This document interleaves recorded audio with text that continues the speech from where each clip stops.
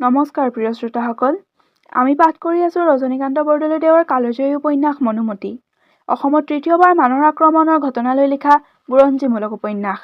আজি অষ্টম অধ্যায়, পমিলা।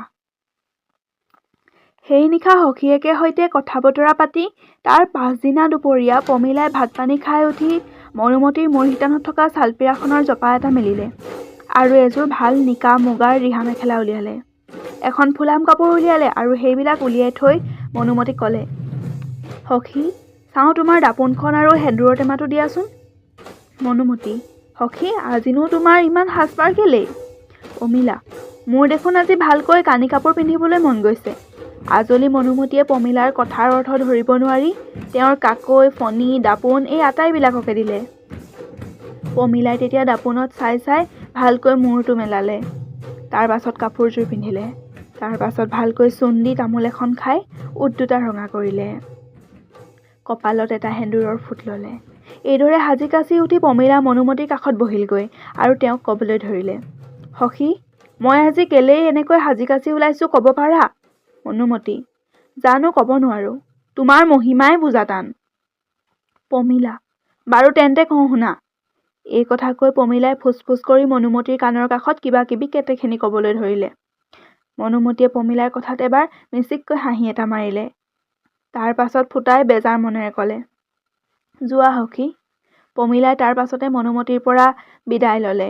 এনেতে কিবা এটা কথা মনত পৰি পমিলাই মনোমতীক ক'লে, সখী, মই আজি ৰাতিপুৱা বেলি চাই ডাঁৰৰ ভিতৰতে শুনিলোঁ নাম হেনো ভটিয়াই আহিব লাগিছে আৰু হলকান্ত বৰুৱাৰ হেনো আমাৰ দেউতালৈ শত্ৰুভাৱ যোৱা নাই।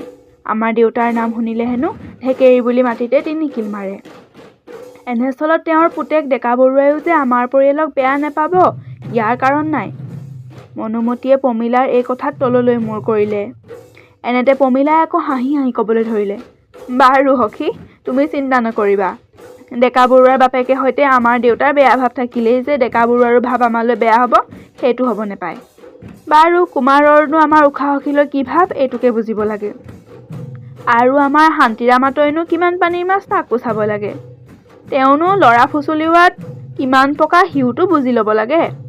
চাওঁচোন কুমাৰনো উষা সখীৰ ৰূপ গুণ শুনি ভুল যায় নে নাযায়। মনোমতী, সখী, কাপৌতি কৰিছোঁ, তুমি মোৰ কথা কাৰো আগত নুলিয়াবা। পমিলা, ভাল, তোমাৰ কথা নকওঁ। কেৱল মোৰ উষা সখীৰহে বতৰা দি পঠাম। সখী, তেন্তে মই আহিলোঁ, তুমি চিন্তা নকৰিবা। মই এটা নাম গাওঁ শুনা। পাতিতে বহিয়ে উষা মূৰ্ছা গ'লে, সখীতে সোধে যুগুতি, নাকান্দা সখীহে চিত্ৰলেখী বোলে আমি দিম গোবিন্দৰ নাতি।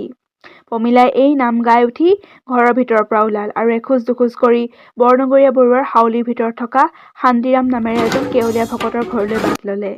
প্ৰিয় শ্ৰোতাসকল, অষ্টম অধ্যায় সমাপ্ত হ'ল। তেন্তে আকৌ লগ পাম নৱম অধ্যায়ত। তেন্তে আজিলৈ ধন্যবাদ।